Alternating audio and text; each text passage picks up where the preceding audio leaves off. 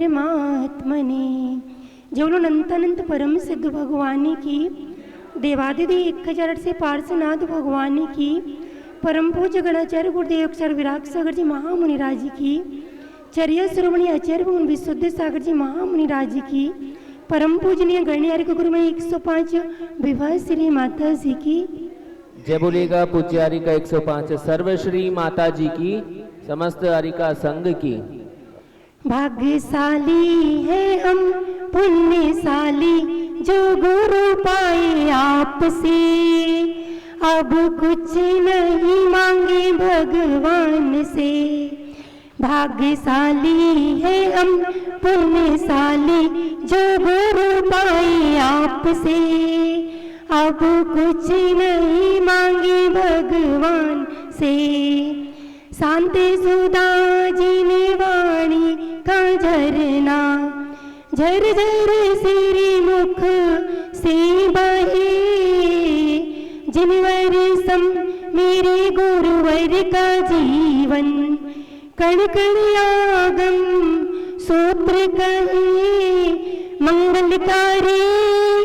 मंगलकारी भवहारी विपुगुणों की धारी पत्थर भी पायो भी तेरे जाते गुरुवर के नाम से अब कुछ नहीं मांगे भगवान से।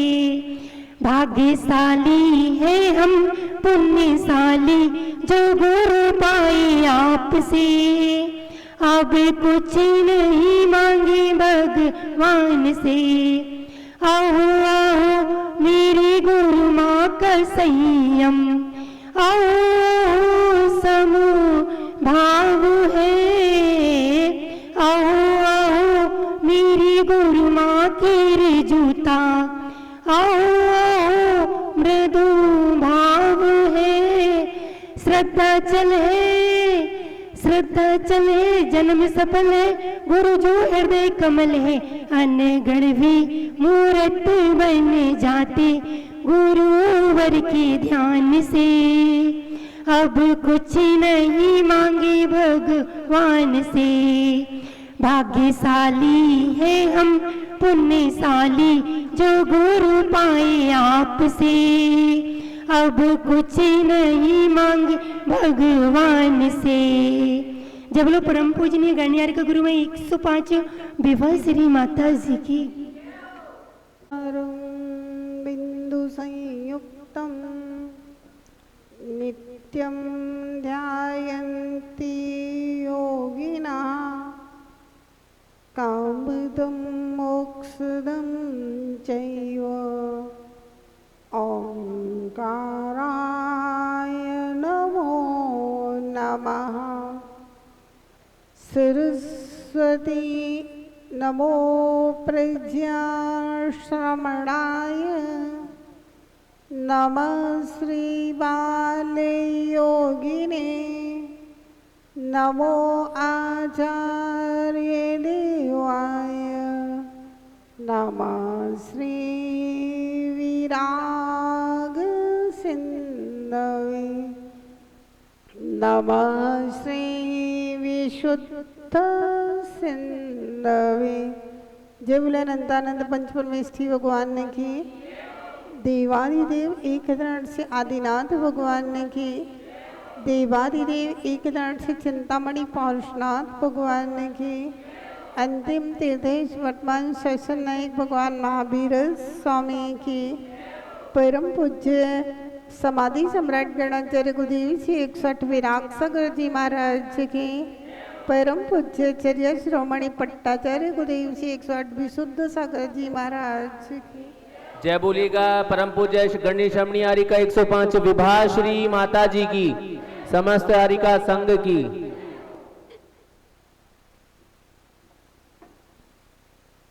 भव्यात्माओं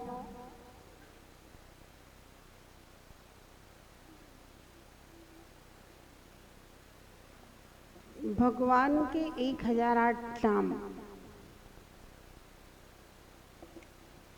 महाशक्तिशाली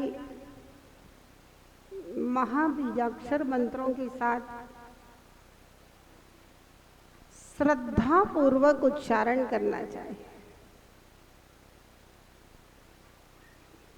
श्रद्धा शब्द जो है ये बहुत महत्वपूर्ण है।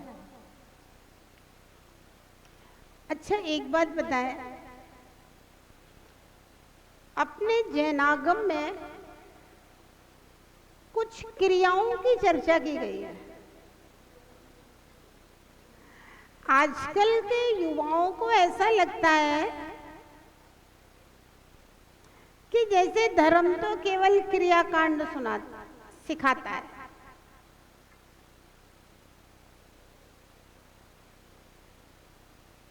कुछ श्रावकाचार की चीजें ऐसी हैं जो बहुत वैज्ञानिक है। जब कोरोना था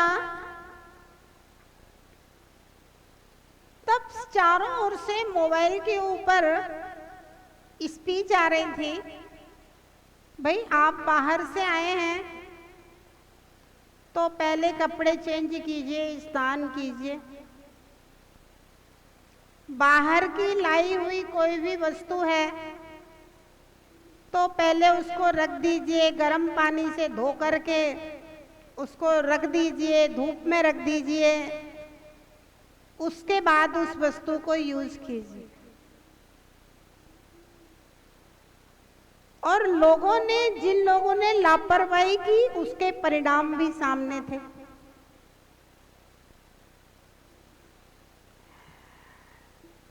हमारी जो जिनवाणी है वो तीर्थंकर भगवान जो केवल ज्ञानी है, जिनके ज्ञान में सूक्ष्म से सूक्ष्म तत्व भी झलक रहा है, किसका क्या परिणाम है, क्या परिणाम होगा वह भी दिख रहा है, सब चीज दिख रही है केवल ज्ञान। कल बताया था ना, जैसे दर्पण में हमें हमारा चेहरा दिखता है, ऐसे भगवान के केवल ज्ञान में भूत भविष्य वर्तमान के सारे प्रतिबिंब बनते हैं।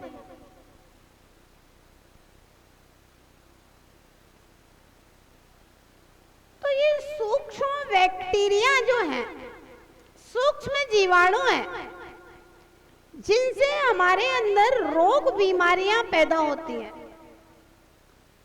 तो श्रावकाचार जो है ना, या मूलाचार, व्यवहार में इसके 2-3 लक्ष्य हैं। सबसे पहला लक्ष्य है अहिंसा, दूसरा लक्ष्य है आपका अपना स्वास्थ्य, तीसरा लक्ष्य है परिणामों की निर्मलता।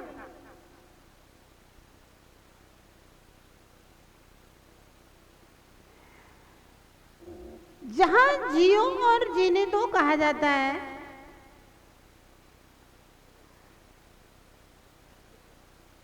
तो अगर अशुद्धि पूर्वक हम भोजन करेंगे तो ऐसे ऐसे बैक्टीरिया आपके भोजन में चले जाएंगे कि आप बीमार हो जाएंगे। तो आप ठीक से जी नहीं पाएंगे।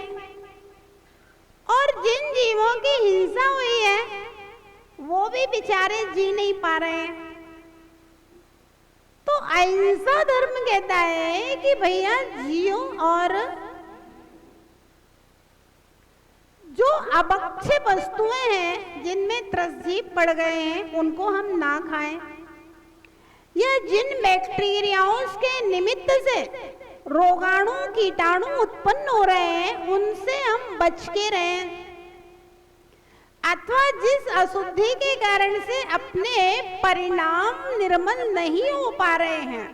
अब मान लीजिए भगवान का अभिषेक करना है, अब धुले हुए धोती दुपट्टे की क्या जरूरत है, क्या जरूरत है स्नान की, ऐसे ही पैंट शर्ट पहन के कर दो, क्या आवश्यकता है आपको। भगवान की पूजा में बैठे हैं, नहीं धुला हुआ धोती दुपट्टा ना क्या, क्या आवश्यकता है?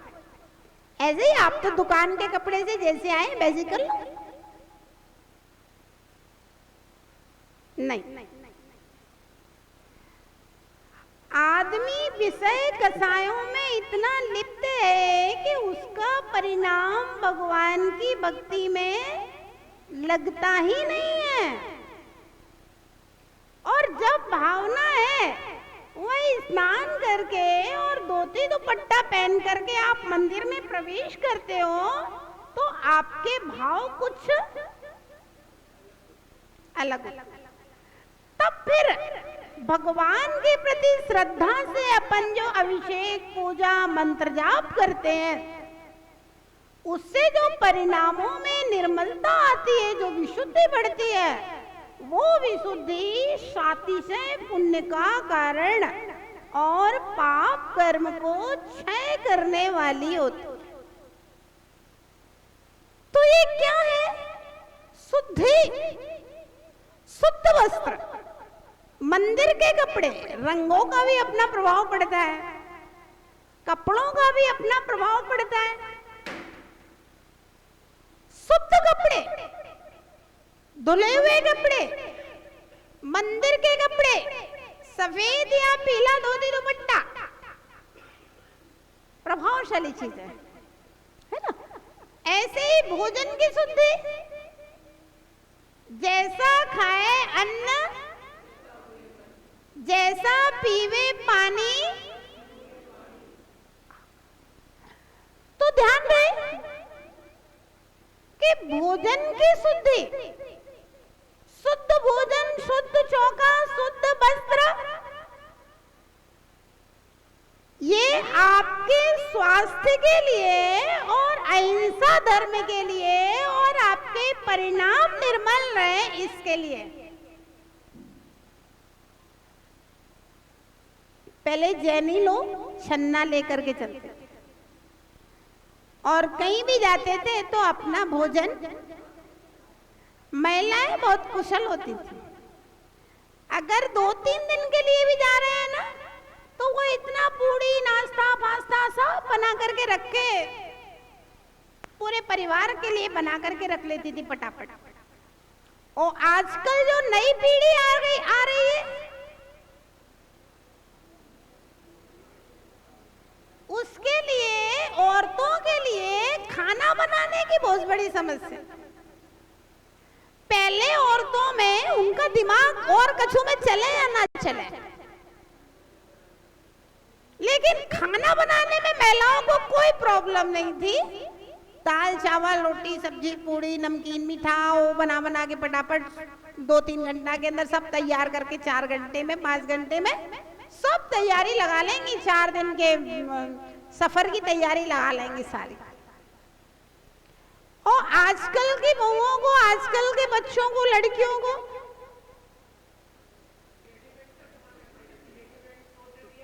बहुत बड़ा संकट है खाना बनाना। बात रेडीमेड की नहीं है, बात यह है कि दूना तो पैसा लगता है और वो हमारे स्वास्थ्य के लिए हानिकारक है। और कैसी सड़ी गली चीजें उसमें प्रयोग की गई हैं, है ना? आजकल घी तो शुद्ध आता नहीं है। आप क्या कल्पना करते हैं अगर बाजार की पूरी पराठा लिया तो उसमें कौन सा शुद्ध घी लगाया होगा उनमें, है ना? केले की चिप्सें कहते हैं चर्बी में तली हुई आती है। मतलब एक तो दूना पैसा लगता है, दूसरी बात यह है कि हिंसा है, तीसरी बात यह है कि हमारे स्वास्थ्य के लिए हानिकारक है, चौथी बात यह है कि हमारे परिणामों को विकृत करने वाली है। तो ऐसी स्थिति में आप अगर पैसा भी कमा लोगे और ढंग से शुद्ध खाना ही नहीं मिले तो वो पैसा भी किस काम का है आपका? तो जो श्रावकाचार की विधियां हैं, अब इन बातों का ये सहस्रनाम से क्या संबंध है? आप लोग सोचते माता ही तो सहस्रनाम पढ़ा रही हैं और ये सब इधर उधर की बात है। संबंध है, ये संबंध है। अगर आपका खान पान शुद्ध नहीं होगा आपके शरीर और वस्त्रों की शुद्धि नहीं होगी तो आपका भगवान के नाम पढ़ने में, उनकी पूजा वगैरह पढ़ने में मन नहीं लगेगा।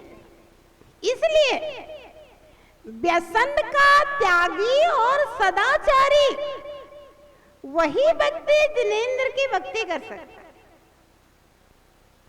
व्रती नहीं हो चलेगा, लेकिन व्यसन का त्यागी होना चाहिए। सप्त व्यसन जो है ना, उन सप्त व्यसनों का त्यागी और सदाचारी हो, कम से कम एक सामान्य से अच्छा व्यक्ति होना चाहिए।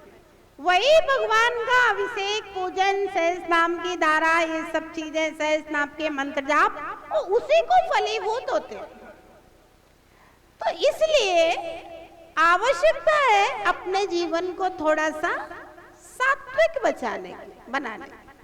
जब आप सहस्त्र नाम का जाप करने बैठे तो अच्छा है धुले हुए कपड़े पहन करके बैठे। घर में भी करें तो कम से कम धुला हुआ एक कुर्ता पजामा रख लीजिए, धोती दुपट्टा ना सही।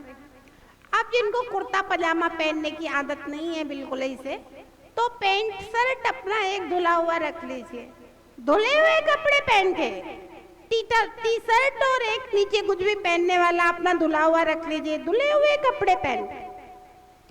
जब भी कोई हम स्तोत्र पाठ, पूजा या मंत्र जाप करते हैं तो उसमें दीपक का बहुत बड़ा महत्व हुआ करता है। दीपक का बहुत महत्व होता है, लेकिन ध्यान रहे दीपक जब भी जलाए, ये बाजार वाले नकली घी का दीपक ना जलाए। या तो शुद्ध गाय का घी हो अथवा तिल्ली का तेल बहुत अच्छा माना गया है। गाय के घी के बाद अगर किसी का नंबर आता है तो तिल्ली के तेल का नंबर आता है, सर्व सिद्धि करने वाला होता है। तिल्ली का तेल सरलता से शुद्ध मिल जाता है, घानियों वगैरह में पिलता है इधर उधर।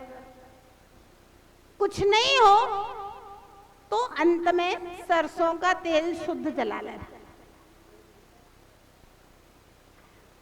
दीपक का बहुत बड़ा प्रभाव होता है। दीपक का क्या प्रभाव है ये आपको बता रहा। दीपक जब जलता है गाय के घी का तो उससे शुद्ध ऑक्सीजन बनती है। ऐसा कहते हैं देसी गाय के 50 ग्राम घी जलने से, दीपक जलने से 10 टन ऑक्सीजन बनती है।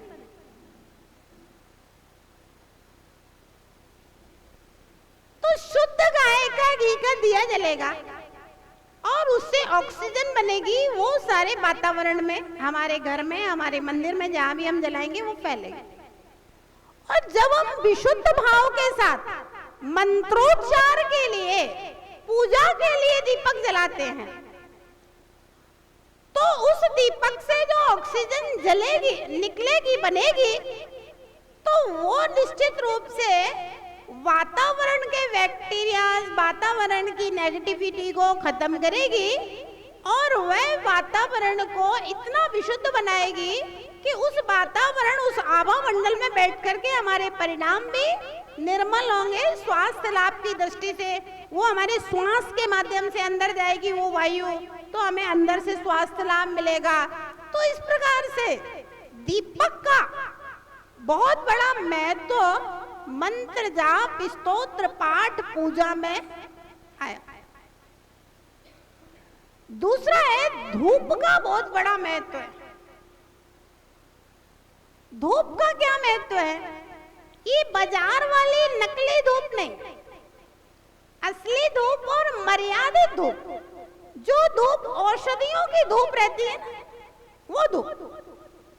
जब हम मंत्रोच्चार पूर्वक अग्नि में धूप डालते हैं तो उससे जो सुगंध पैदा होती है, तो वह सुगंध भी जो दीपक की लौ से ऑक्सीजन करती है, वह सुगंध भी पूरे वातावरण के बैक्टीरियाज को नष्ट करने वाली होती है, पूरे वातावरण में विशुद्धि पैदा करने वाली होती है।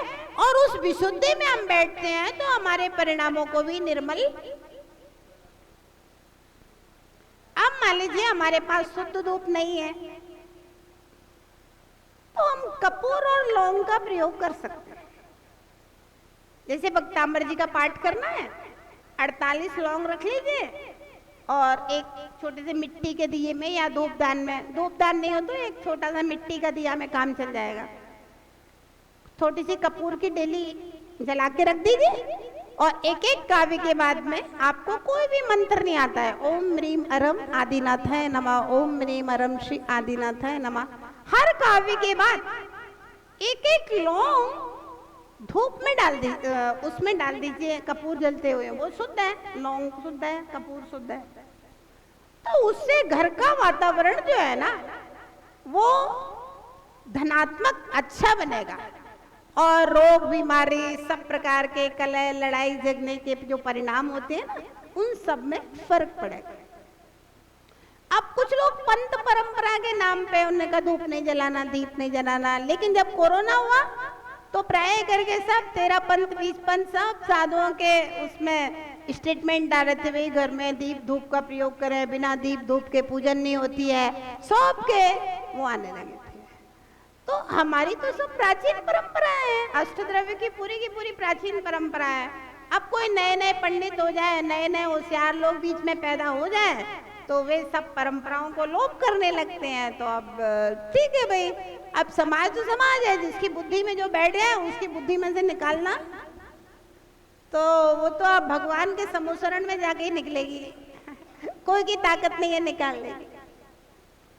तो कहने का मतलब ये है कि दीप और धूप का अपने आप में बहुत बड़ा महत्व होता है। तो जब अपन मंत्र जाप करें ना तो एक दीपक जला करके रखें, शुद्ध कपड़े पहन करके बैठें, और अगर धूप हो तो 10-10 एक अध्याय के बाद में धूप डालते जाएं, जिससे जितनी देर आप पाठ करें।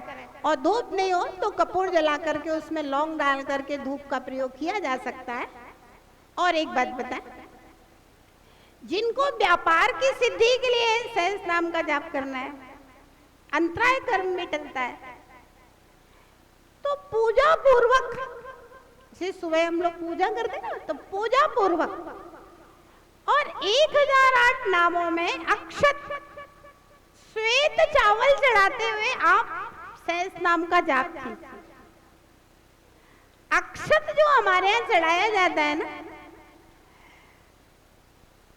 अक्षत के फल में कहा गया है कि अक्षत को चढ़ाने से धन धान्य चक्रवर्ती की संपदा की प्राप्ति होती है। तो व्यापार की सिद्धि से के लिए सहस्त्र नाम का जाप करें तो अक्षत को, सफेद चावलों को हर मंत्र के ऊपर अपना एक हाथ में किताब ले लो, पढ़ते जाओ, दूसरे हाथ से आप चढ़ाते जाइए। तो आपका तन मन सब वचन सब उसी में लग जाएगा, कहीं भी इधर उधर जाने का काम नहीं है। चलिए अब हम लोग आगे चलते। जिन भगवान के हम इन मंत्रों को पढ़ रहे हैं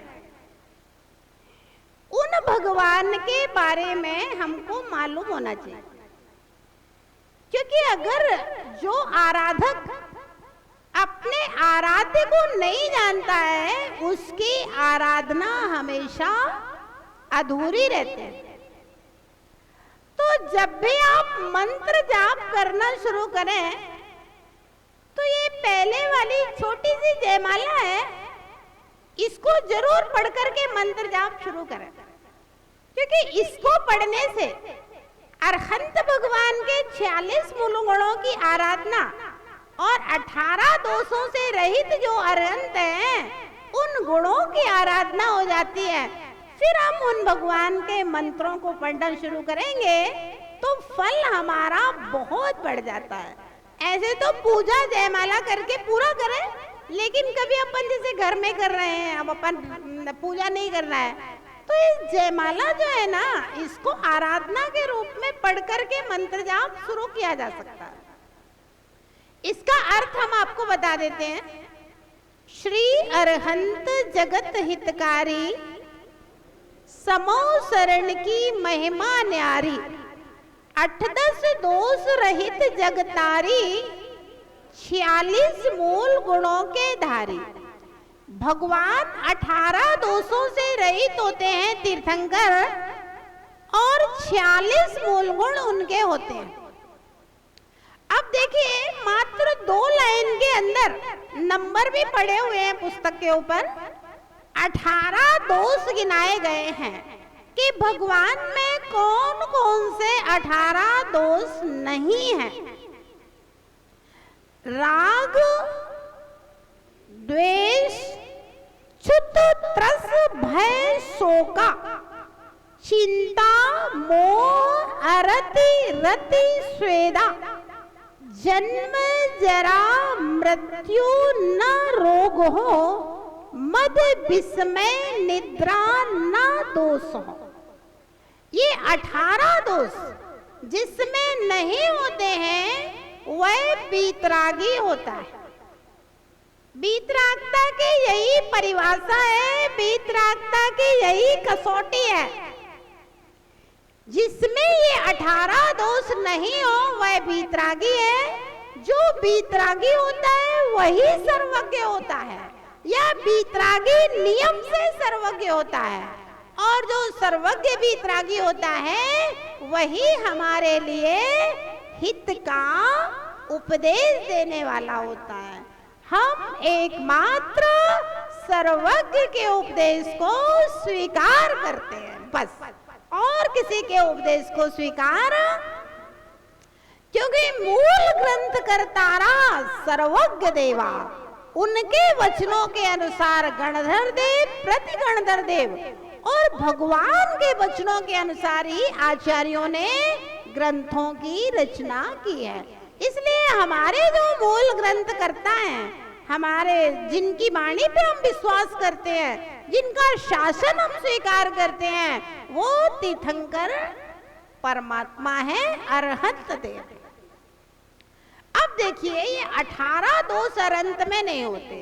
अगर 18 में से एक भी दोष हो गया तो वो हमारा अरहंत गुरु तो हो सकता है, गुरु में दोष हो सकते हैं, गुरु सब प्रकार के चलते हैं, लेकिन अरहंत 3 काल में भी अरहंत के स्वरूप में कोई परिवर्तन नहीं हो सकता।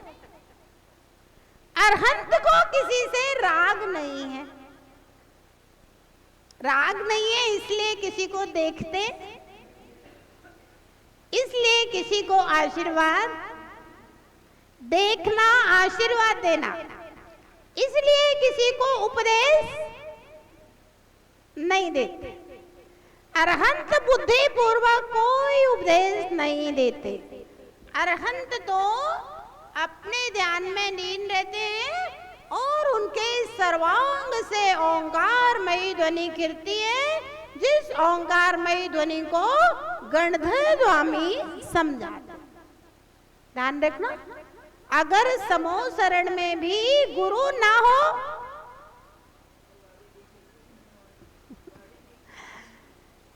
तो भगवान की बात कोई को समझ में ना आए और वाणी ना करे। समूह शरण में भी गुरु का महत्व है, समूह शरण में भी गुरु की कीमत है। गुरु के बिना समूह शरण भी अधूरा है। 66 दिन तक भगवान महावीर स्वामी की वाणी नहीं खरीदी क्योंकि गुरु नहीं था वहां पर, इसलिए। तो योग्य गुरु के बिना समूह शरण भी अधूरा है। भगवान कितने भी आ जाए, कितने ही सौधर्मिंद समूह शरण लगा दे, जब तक उस समूह शरण में गणधर नहीं बैठेंगे तब तक जीवों को कल्याणमयी दिव्य ध्वनि नहीं मिलेगी, क्योंकि भगवान तो राग से रहित है। अब देखिए, राग नहीं है इसलिए कपड़े नहीं पहनते, राग नहीं है इसलिए कोई श्रृंगार नहीं है, द्वेष नहीं है इसलिए धनुष, बाण, गदा, तलवार किसी चीज की कोई आवश्यकता, राग और द्वेष से रहित है, इसलिए नासक दृष्टि अपनी आत्मा में लीन है। उनको तीनों लोकों से कुछ भी लेना देना नहीं है, ना किसी से राग अब किसी ने कहा ए भगवान के पास आज तो प्रसाद चढ़ा दिया, अगले मंगलवार को नहीं आए तो वे नाराज हो जाएंगे। तो ऐसा भगवान हो सकता है जो नाराज हो जाए? है ऐसा भगवान है कि जिसकी पूजा करो तो प्रसन्न हो जाए? भैया जो पूजाओं से प्रसन्न हो जाए और पूजा नहीं करी तो नाराज हो जाए, ऐसा परमात्मा नहीं हो सकते। हम उस परमात्मा को परमात्मा नहीं मानते जो पूजा से प्रसन्न हो और निंदा से नाराज हो जाए। परमात्मा अपने आप में संपूर्ण है, उन्हें हमसे किसी चीज की अपेक्षा, कल बताया था ना, चक्रवर्ती के पास तो 9 निधियां एक एक होती हैं, लेकिन भगवान के समोसरण में, अब बताओ क्या भगवान को तुम्हारे जल चंदन नक्षत नैवेद्य दीप धूप फूलों की जरूरत है? तुम पर चढ़ाओगे तो उनको कौन सा कुछ होने वाला है, और नहीं चढ़ाओगे तो कौन सा उनको घाटा लगने वाला है भगवान। लेकिन हम चढ़ाएंगे तो किसका फायदा है? भैया अगर तत्व ज्ञान आपके अंदर चला जाए, ध्यान से सुनो, तत्व ज्ञान अगर हमारे अंदर चला जाए, तत्व दृष्टि हमारी बन जाए, तो आत्मा का कल्याण करने से कोई हमें रोक नहीं सकता।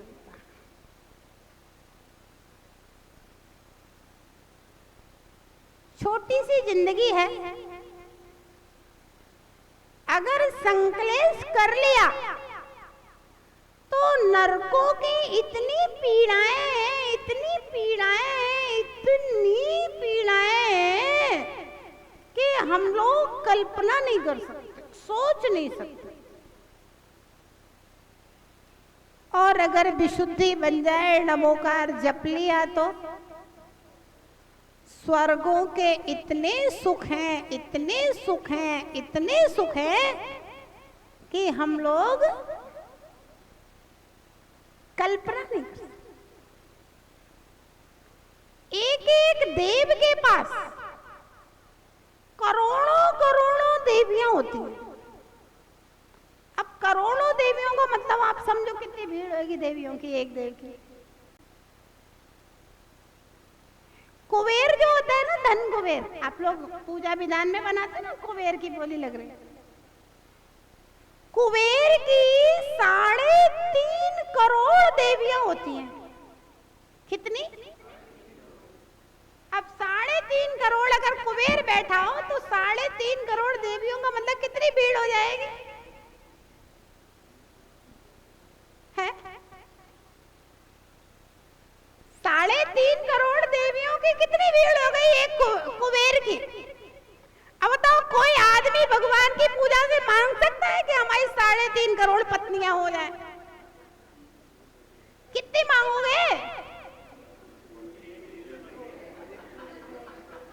अरे भगवान शादी नहीं हो रही है, एक शादी हो जाए बेटा की। एक मिल जाए तो बहुत है, दूसरी की जरूरत ही नहीं है। कितनी मांगेगा आदमी? बताओ कितनी घरवाली मांग सकता है भगवान की पूजा से? है एक बात। लेकिन स्वर्ग में पहुंच जाओगे ना भैया, तो वे 3.5 करोड़ भी कम लगती हैं। क्यों? क्योंकि और दूसरे इंद्रों की 10 करोड़ है, तो अपने 3.5 करोड़ लगता है। यार कम है, इनकी हमसे ज्यादा है। यहाँ पे आपको एक पर्याप्त लग रही है, और स्वर्ग में पहुंच जाओगे तो वे 3.5 करोड़ भी कम लगेंगी, क्योंकि कुबेर के सामने सौधर्म इनकी इससे बहुत ज्यादा होती है।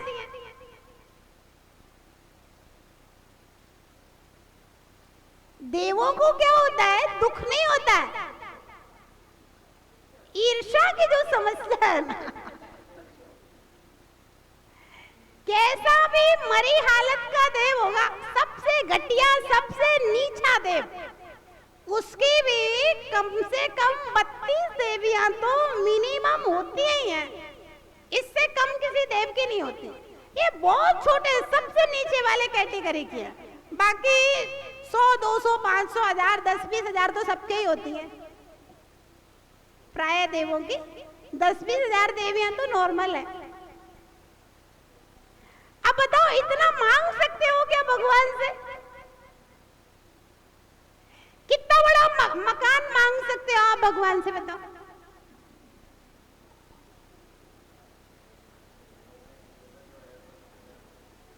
मतलब 150 किलोमीटर लंबे चौड़े देवों के महल होते हैं।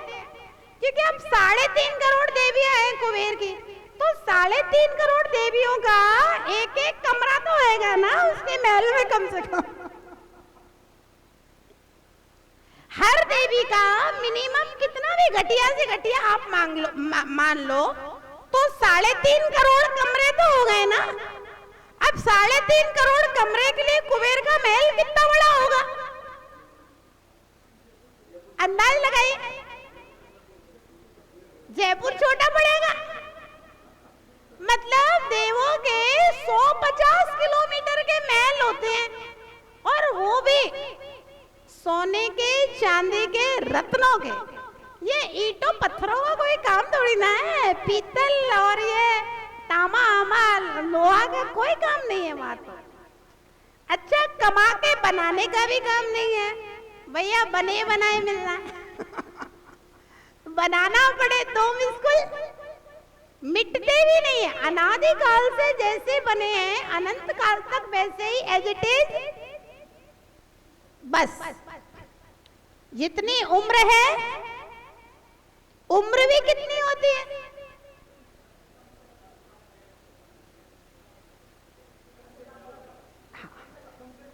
घटिया से घटिया मरे टूटे देव की 10,000 सागर, 10,000 वर्ष, और पल्लियों में और सागरों में उम्र होती है वो असंख्यात वर्ष की उम्र होती है। यहाँ तो हम क्या 100-50 साल तो मैं 25 साल पढ़ने में निकल गए, 25 साल कमाने में निकल गए। अब घर भी बनाएगा तो 25 साल भोग के 75 साल में तो बुलावा आ जाता है। वहां ना बचपन है, जवानी ही जिंदगी भर रहती है। 6 महीने पहले लगता है कि अब बुढ़ापा आ गया मृत्यु के।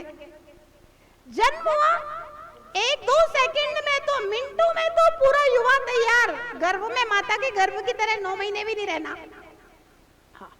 उपास से सेकंडों में उत्पत्ति, और सब कुछ बना बनाया है। कमाना धमाना कुछ भी नहीं है, सब कुछ है। और जितनी आयु है तब तक एज इट इज रहेगा। आयु के 6 महीने पहले लगेगा कि अब भैया बुढ़ापा आ गया है, वस्त्र आभूषणों की कांति कम हो रही है, माला मुरझा रही है, तब लगेगा कि अब बुढ़ापा आ गया है, अंत आ गया है। तो वो भी आत्माओं, अगर थोड़ा सा अपने आप को संयम में साध लिया, साधु भी ना बना तो कम से कम एक श्रावक बन के रह गया, तब भी असंख्यात वर्षों के लिए देव में चला जाएगा, आराम से रहेगा। और अगर बेईमानी की, भाई की जमीन हड़प लो, पार्टनर को धोखा दे दो, है ना, व्यसनों में फंस गए, पिया पियक्कड़ क्लबों में जा रहे हैं, दुनिया भर के सब उल्टे सीधे काम चल रहे हैं, खान पान में कोई वो नहीं है, हर समय घर में अपनी अपनी मैं, मेरे अलावा तो कोई है ही नहीं है, हमारी ऑर्डर में सब लोग चला है, नहीं तो घर में तेल का मचा करके रखे हुए हैं, ऐसे लोग हैं। भैया ये नरक का नारकी कहां से आ गया है? अगर थोड़े से जीवन को हम अच्छे से जी लेना तो बहुत अच्छा होगा। और अगर थोड़े से जीवन को अगर हम संक्लेश पूर्वक जिएंगे तो बहुत बुरा होगा। फिर नरकों में याद आएगी कि अरे हम तो जैन कुल में जन्म लिए थे और उपदेश भी सुना था, लेकिन फिर भी हम बात मानते नहीं थे और मनमानी की थी, इसलिए नरक में आ गए हैं। हे भगवान, एक बार, बस एक बार मुझे फिर से जैन कुल मिल जाए। बहुत प्रार्थना करता है। नरकों का वर्णन पढ़ के तो हृदय एकदम कांप जाता है। इतनी पीड़ाएं हैं, हम लोग सोच नहीं सकते कितनी पीड़ाएं हैं नरकों। इतनी पीड़ाओं को देख करके तो हृदय दहल जाता है, लेकिन वहां पहुंचने के बाद में तो आत्महत्या करने का भी कोई उपाय नहीं है, पूरी आयु तक भोगना पड़ेगा। फिर भी जो अच्छे लोग होते हैं प्रार्थना करते हैं, भगवान एक बार मनुष्य बना दो, एक बार मनुष्य बना दो, और फिर ऐसी प्रार्थनाओं से पाप कटता है और वो मनुष्य बन भी जाता है। मनुष्य बन जाता है, फिर क्या करता है?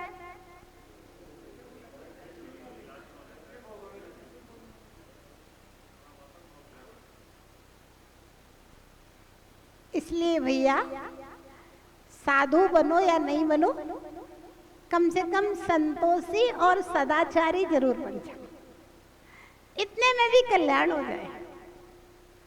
संतोषी बन जाओ और सदाचारी बन जाओ, इतने से तुम्हारी आत्मा का कल्याण हो जाएगा। फिर तो एक बार ऊपर उठे, उठते जाएंगे, उठते जाएंगे, उठते जाएंगे, उठते जाएंगे, चल जाएगा। तो राग द्वेष रहित अरहंत भगवान होते हैं। जिनमें राग द्वेष है वो मेरा सच्चा देव नहीं हो सकता। क्षुधा तृषा भूख प्यास केवल ज्ञान होने के बाद में भगवान को नहीं लगती। गुरु को तो लगती है भूख प्यास, ध्यान रखना, गुरु को तो भूख प्यास लगती है, आहार ग्रहण करते हैं, लेकिन मेरा परमात्मा भोजन पानी ग्रहण नहीं करता। भूख प्यास का नाश हो गया है। भय शोक, परमात्मा किसी से डरता नहीं। डरने का क्या काम है? वे तो वैसे 5000 धनुष आसमान में ऊपर उठ गए, उनका शरीर की इतने दीप्यमान है। शोक नहीं होता उन्हें किसी भी चीज का, उनके केवल ज्ञान में सब झलकता है, लेकिन सिर्फ झलकता है, वो अपने ध्यान में लीन है। ना उन्हें किसी चीज से डर लगता है, ना उन्हें दुनिया को देख करके शोक होता है। चिंता मोह, चिंता टेंशन किसी चीज का नहीं है। मोह, किसी भी चीज के प्रति मोहित नहीं होते, आकर्षित नहीं होते किसी चीज से। अरति रति, ना तो किसी वस्तु से द्वेष भावना रखते हैं, अरति अच्छा नहीं लग रहा है, और ना किसी चीज से प्रेम करते हैं, ना स्नेह ना स्नेह नहीं करते। श्वेता, श्वेत कैसे? पसीना। अरहंत भगवान को पसीना भी नहीं आता है। जन्म जरा मृत्यु और रोग, ना उनका पुनः जन्म होता है, ना अरहंत भगवान का बुढ़ापा आता है, ना उनकी मृत्यु होती है। बस आयु पूर्ण होती है तो सिद्धालय में जाकर के विराजमान हो जाता है, और ना उनके लिए किसी प्रकार का सर्दी खांसी जुकाम बुखार कैंसर कोई भी बीमारी अरहंत को मद, उन्हें किसी भी चीज का घमंड नहीं हो, विस्मय, कोई आश्चर्य नहीं, और निद्रा, ना उनके लिए नींद आती है। इस प्रकार से अरहंत भगवान के ये 18 दोष नहीं होते। आगे हम लोग दूसरा अध्याय पढ़ते हैं। इसके जो बचे हुए ये 46 गुण है ना, हम लोग क्रम क्रम से एक एक दिन में देख लेंगे।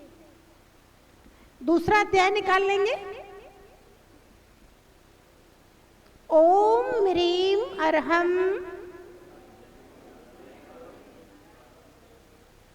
ओम ह्रीम अरहम दिव्य भाषा पतये नमः।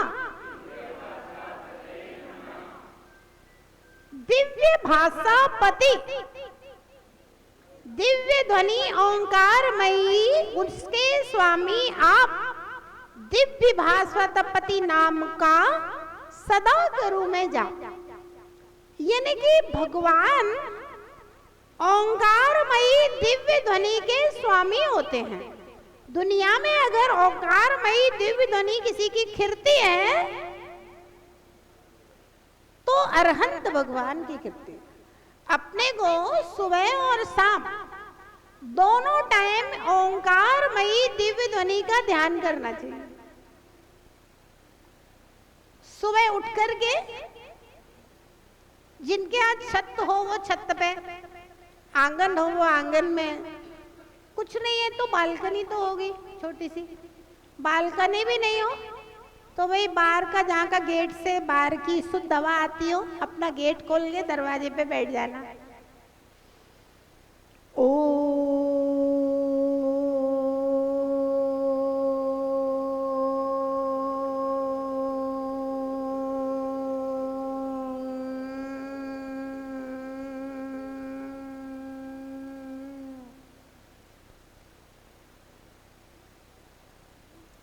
कम से कम 21 बार ओम का उच्चारण करना, कम से कम 21 बार।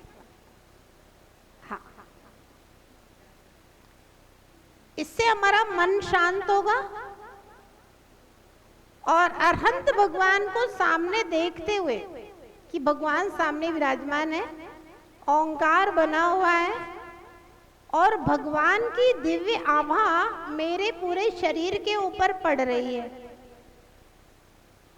ऐसा स्मरण करते हुए और भगवान की दिव्य आभा से मेरा शरीर निरोग हो रहा है, मेरा मन प्रसन्न और प्रशस्त हो रहा है, ऐसा स्मरण करते हुए कम से कम 21 बार ओम का उच्चारण कीजिए, सुबह और शाम दोनों टाइम। आप महसूस करेंगे मन की प्रसन्नता और तन की निरोगता, क्योंकि ये ओंकारमयी ध्वनि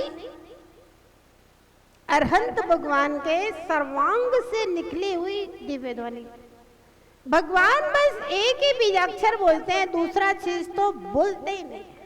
दीक्षा के बाद मौन और जब केवल ज्ञान के बाद जब दिव्य ध्वनि खिलेगी तो मात्र एक ही बीजाक्षर खिलता है, ओम।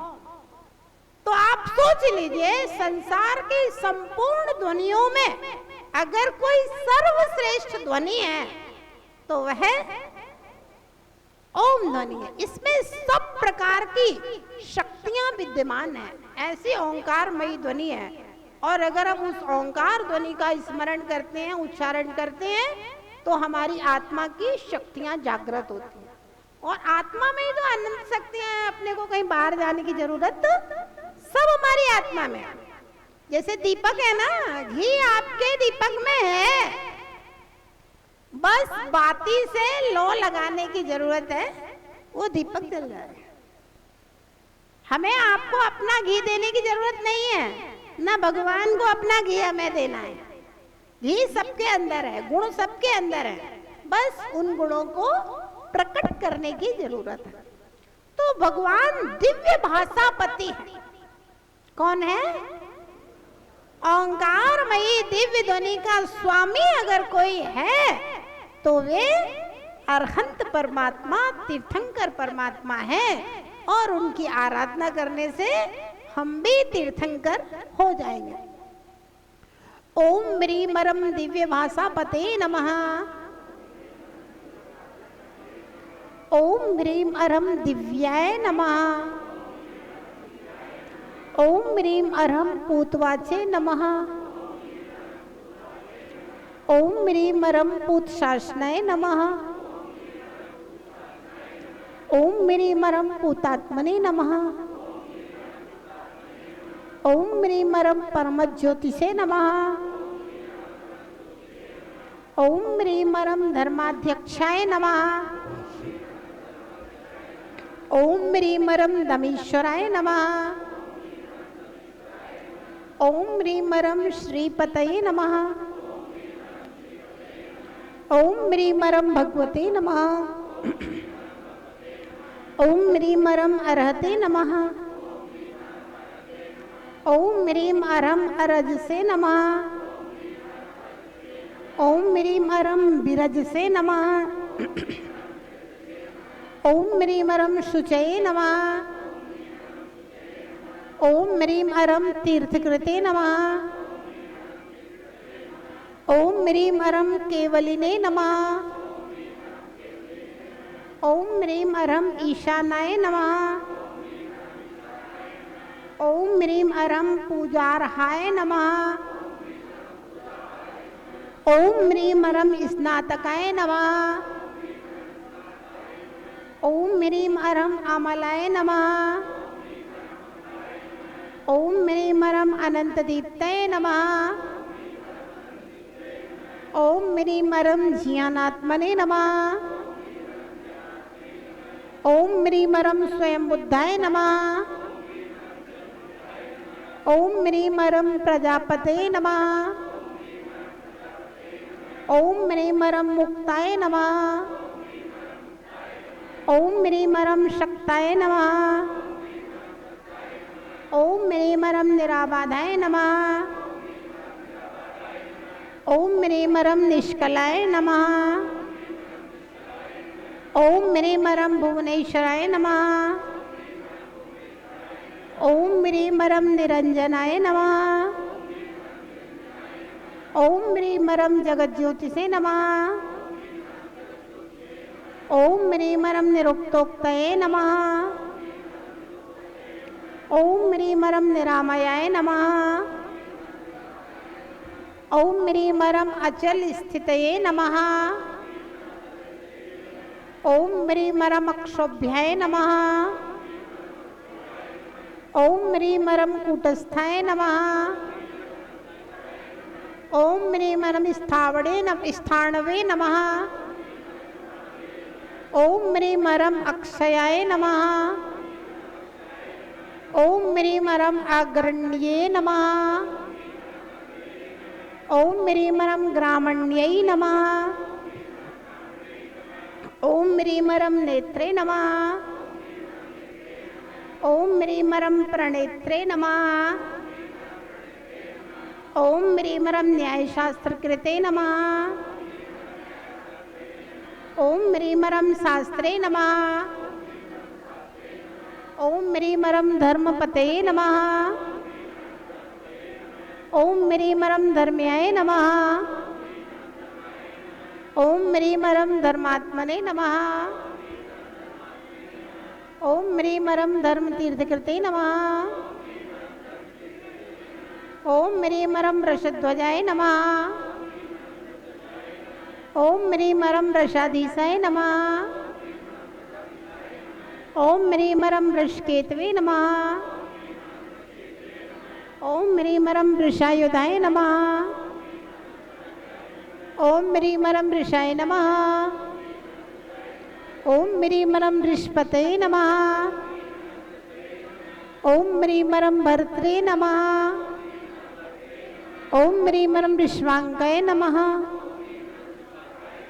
ओम ह्रीम अरम वृषोद्भवाय नमः। ओम ह्रीम अरम हिरण्यनाभये नमः। ओम ह्रीम अरम भूतात्मने नमः।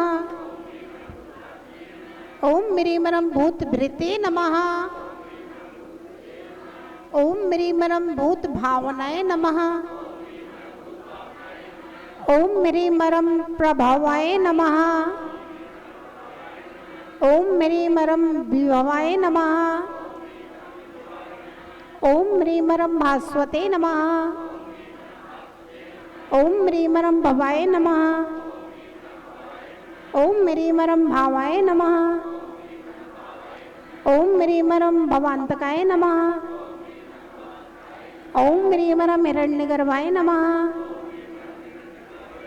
ओम ह्रीम अरम श्रीगर्भाय नमः। ओम ह्रीम अरम प्रभूत विभाय नमः। ओम ह्रीम अरम अभवाय नमः। ओम ह्रीम अरम स्वयं प्रभाय नमः। ओम ह्रीम अरम प्रभूतात्मने नमः। ओम ह्रीम अरम भूतनाथाय नमः। ओम ह्रीम अरम जगत्प्रभवे नमः। ओम ह्रीमरम सर्वादये नमः। ओम ह्रीमरम सर्वदृश्ये नमः। ओम ह्रीमरम सार्वाय नमः। ओम ह्रीमरम सर्वज्ञाय नमः। ओम ह्रीमरम सर्वदर्शनाय नमः। ओम ह्रीमरम सर्वात्मने नमः। ओम ह्रीमरम सर्वलोकेशाय नमः। ओम ह्रीमरम सर्वविदे नमः। ओम ह्रीमरम सर्वलोकजिताय नमः। ओम ह्रीमरम सुगते नमः। ओम ह्रीमरम सुश्रुताय नमः। ओम ह्रीमरम सुश्रुते नमः। ओम ह्रीमरम सुवाचे नमः। ओम ह्रीमरम सूरये नमः। ओम ह्रीमरम बहुश्रुताय नमः। ओम ह्रीमरम विश्रुताय नमः। ओम ह्रीमरम विश्रुतापादाय नमः। ओम ह्रीमरम विश्वशीर्षाय नमः। ओम ह्रीमरम शुचिश्रवसे नमः। ओम ह्रीमरम सहस्रशीर्षाय नमः। ओम ह्रीमरम क्षेत्रज्ञाय नमः। ओम ह्रीमरम सहस्राक्षाय नमः। ओम ह्रीमरम सहस्रपादे नमः। ओम ह्रीम अर्हम भूत भव्य भवत भर्त्रे नमः। ओम ह्रीमरम विश्वविद्यामहेश्वराय नमः। ओम ह्रीम अर्हम दिव्य भाषा पत्यादि विश्वविद्या महेश्वरांत सतनाम दरारहत परमेष्ठिने नमो नमः।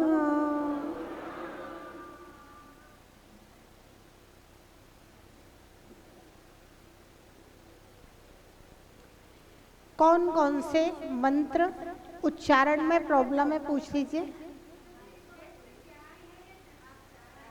क्षेत्र जिया जिया जिया जिया आप जिसको ज्ञा बोलते हो ना, लोक व्यवहार की दृष्टि से ज्ञा ठीक है, लेकिन व्याकरण की दृष्टि से ज्ञा अशुद्ध बोलते हैं। लघु सिद्धांत कौमुदी का एक सूत्र है जयोर जिया, जा जहाज वाला आधा और इया, इन दोनों को मिलाकर के जिया शब्द तैयार हुआ है। आप मोबाइल में निकाल के देख लेना, गूगल से पूछ लो ना ज्ञा शब्द किन किन का संयुक्त अक्षर है, तो आधा जा और इया को मिलकर के बना है क्षेत्र जियाए जियानम। जियानम ये व्याकरण से शुद्ध है।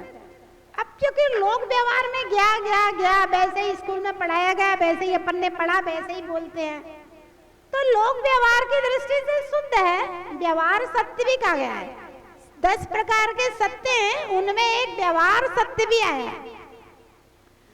तो लोक व्यवहार की दृष्टि से ठीक है ज्ञा, लेकिन व्याकरण की दृष्टि से जिया शुद्ध कहा गया। ऐसे ही क्ष क्षत्रिय वाला छा अपन बोलते हैं ना, तो ये आधा का और षटकोण वाले सा से मिलकर के बना है। तो मोक्ष बोलिए, मोक्ष। तो व्याकरण की दृष्टि से मोक्ष सही है और व्यवहार की दृष्टि से मोक्ष बोलो, कोई दिक्कत नहीं है। हाँ, चलिए कौन कौन से मंत्र बोलने में प्रॉब्लम है आप नंबर बोल दीजिए, यहां से हम दोबारा उच्चारण करा देंगे। 32 निरुक्तो तये निरुक्तोक्तये नहीं, निरुक्तोक्तये,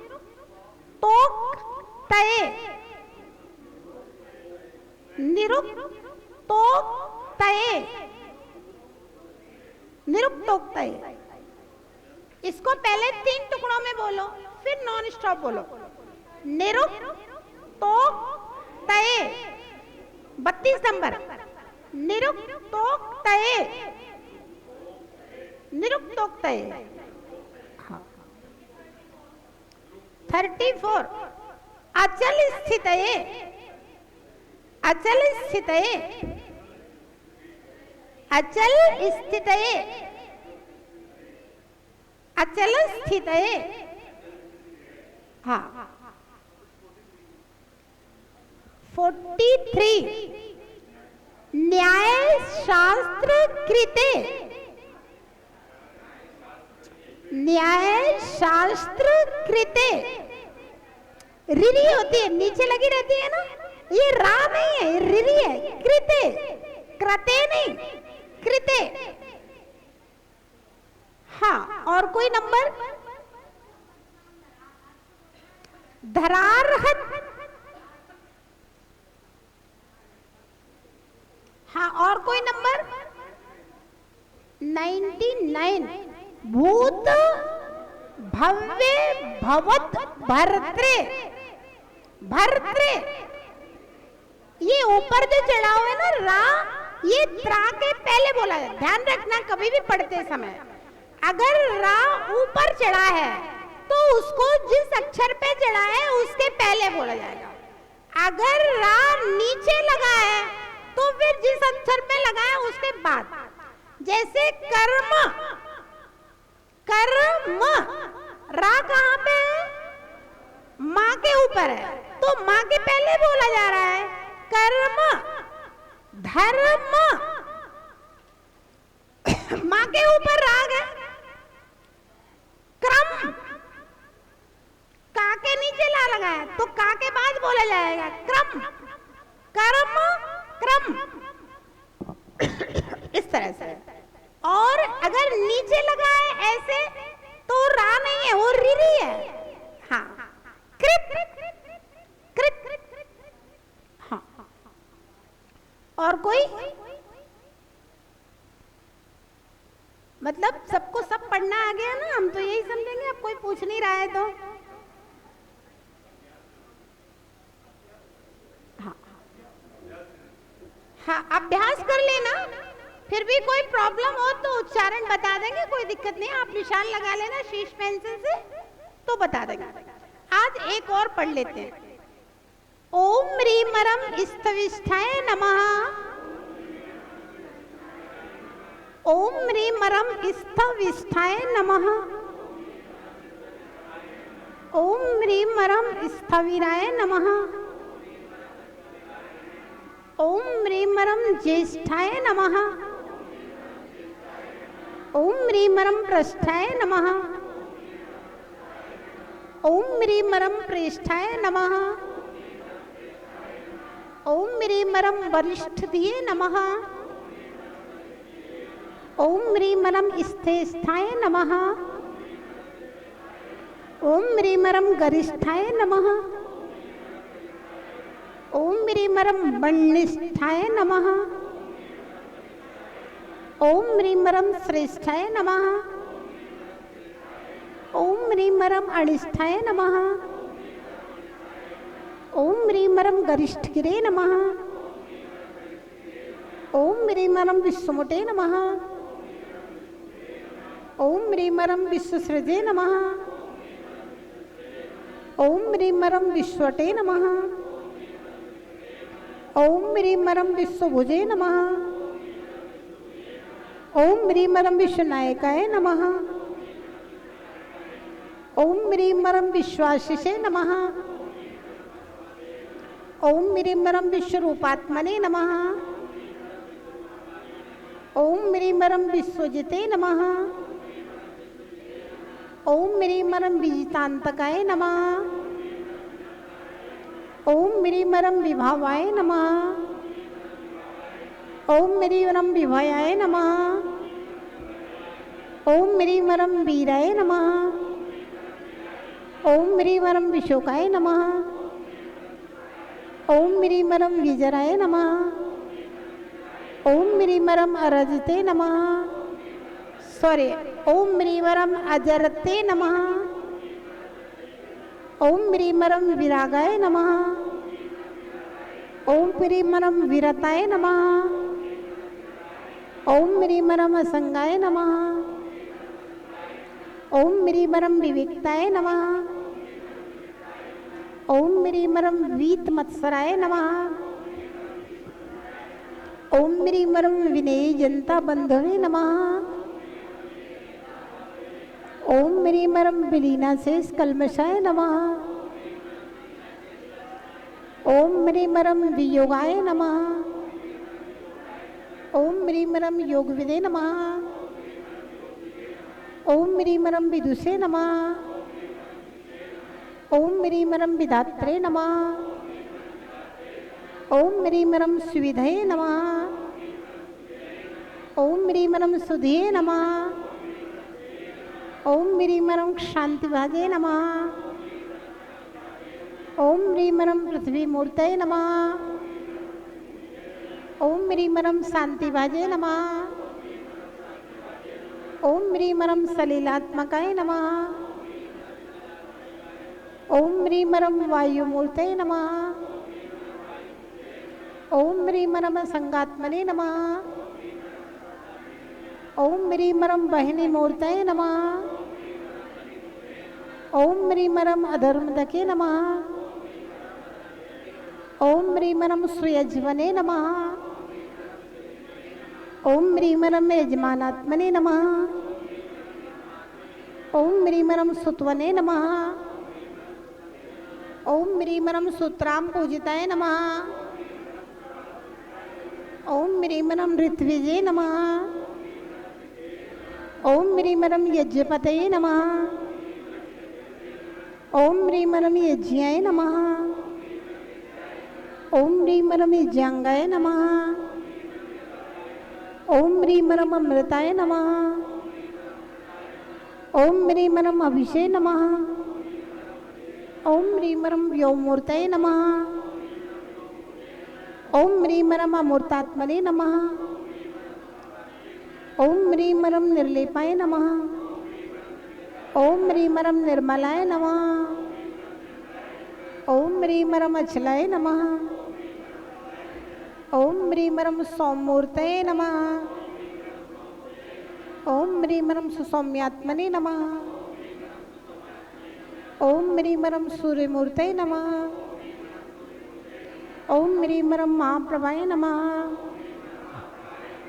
ओम ह्रीमरम मंत्रविदे नमः। ओम ह्रीमरम मंत्रकृते नमः। ओम ह्रीमरम मंत्रिणे नमः। ओम ह्रीमरम मंत्रमूर्तये नमः। ओम ह्रीमरम अनंतगाय नमः। ओम ह्रीमरम स्वतंत्राय नमः। ओम ह्रीमरम तंत्रकृते नमः। ओम ह्रीमरम स्वंताय नमः। ओम ह्रीमरम कृतांतांताय नमः। कृतांतांताय। ओम ह्रीमरम कृतांतांताय नमः। ओम ह्रीमरम कृतांतकृते नमः। ओम ह्रीमरम कृतिने नमः। ओम ह्रीमरम कृतार्थाय नमः। ओम ह्रीमरम सत्कृत्याय नमः। ओम ह्रीमरम कृतकृत्याय नमः। ओम ह्रीमरम कृतक्रतवे नमः। ओम ह्रीमरम नित्याय नमः। ओम ह्रीमरम मृत्युंजयाय नमः। ओम ह्रीमरम अमृत्यवे नमः। ओम ह्रीमरम अमृतात्मने नमः। ओम ह्रीमरम अमृतोद्भवाय नमः। ओम ह्रीमरम ब्रह्मनिष्ठाय नमः। ओम ह्रीमरम परब्रह्मणे नमः। ओम ह्रीमरम ब्रह्मात्मने नमः। ओम ह्रीमरम ब्रह्म संभवाय नमः। ओम ह्रीमरम माँ ब्रह्मपदये नमः। ओम ह्रीमरम ब्रह्मेटे नमः। ओम ह्रीमरम माँ ब्रह्मपदेश्वराय नमः। ओम ह्रीमरम सुप्रसन्नाय नमः। ओम ह्रीमरम प्रसन्नात्मने नमः। ओम ह्रीमरम ज्ञान धर्म दम प्रभवे नमः। ओम ह्रीमरम प्रश्मात्मने नमः। ओम ह्रीमरम प्रशांतात्मने नमः। ओम ह्रीमरम पुराण पुरुषोत्तमाय नमः। ओम ह्रीमरम स्थविष्ठादि पुराण पुरुषोत्तमांत शतनाम धरारहत परमेश्वरे नमो नमः। इस प्रकार से 3 अध्याय आप लोग पढ़ना और जो समझ में नहीं आए उस पर निशान लगा लेना। तो कल सबसे पहले जिसको जो नहीं आया होगा उसका उच्चारण करा देंगे, फिर चौथा पढ़ाएंगे क्योंकि आज समय हो गया। जय बोलिए महावीर भगवान की। जय बोलेगा परम पूज्य